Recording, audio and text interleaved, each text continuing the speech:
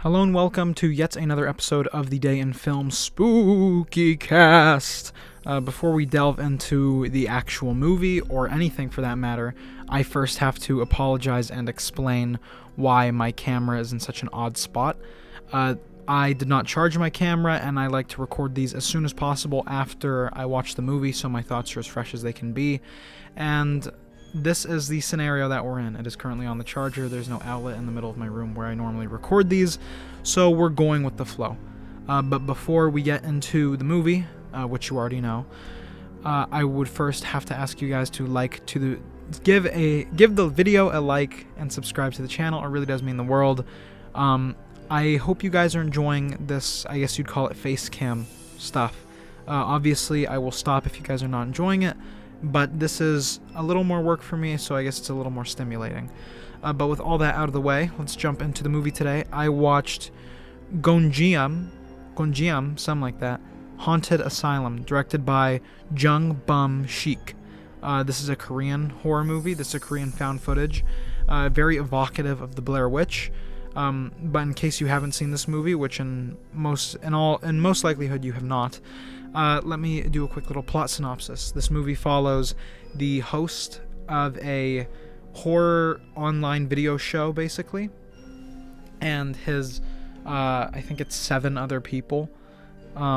His 7 little lackeys, most of them being cameramen and women. And it follows their journey through one of the most haunted places in the world, apparently, this asylum in Korea. So to start, I have to name some kind of weird things first. So this is a found footage movie. This is a movie that mainly takes place from a GoPro camera right here on the neck. So one thing I noticed instantly was how evocative, and this is going to sound weird, but how evocative this film was of Silent Hill. It's a lot more like Silent Hill than you'd think. There are a lot of shots that take place from like top corners of the room, like right there. Like if my room was in the movie, the camera would be up there. It's like a ghost cam, they call it, basically. And a lot of especially in the beginning apartment section of Silent Hill 2, there are a lot of camera angles that are from a corner like that. And I couldn't help but notice it because it goes to a lower quality as well because of the kind of camera it is.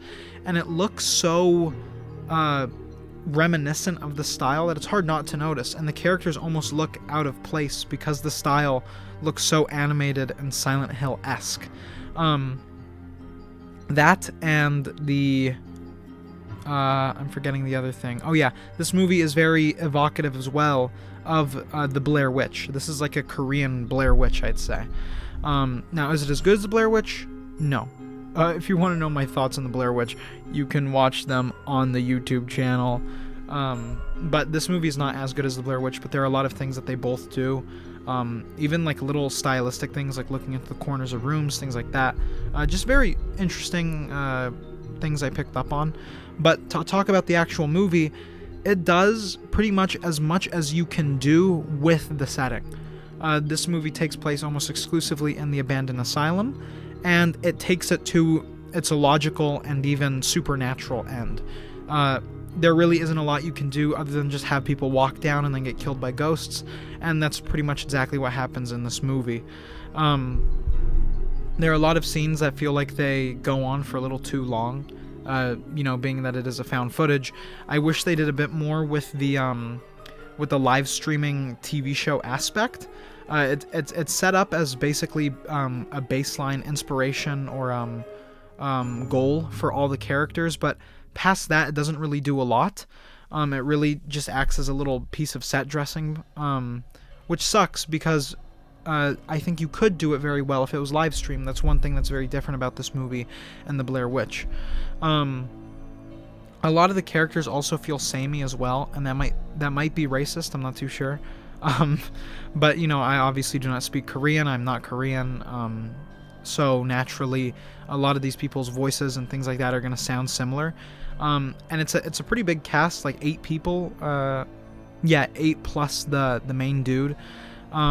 It's hard not to feel like some characters just kind of blend together, and eventually they do just feel like punching bags of meat.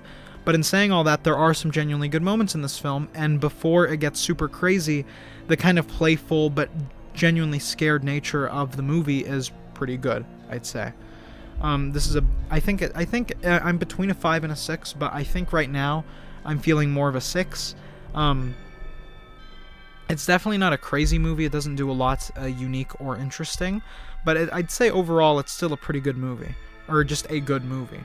The movie's not scary, unfortunately. I don't know if I'm hard to scare or if I'm just being too critical, but a lot of the horror relies on jump scares like that. So, sorry.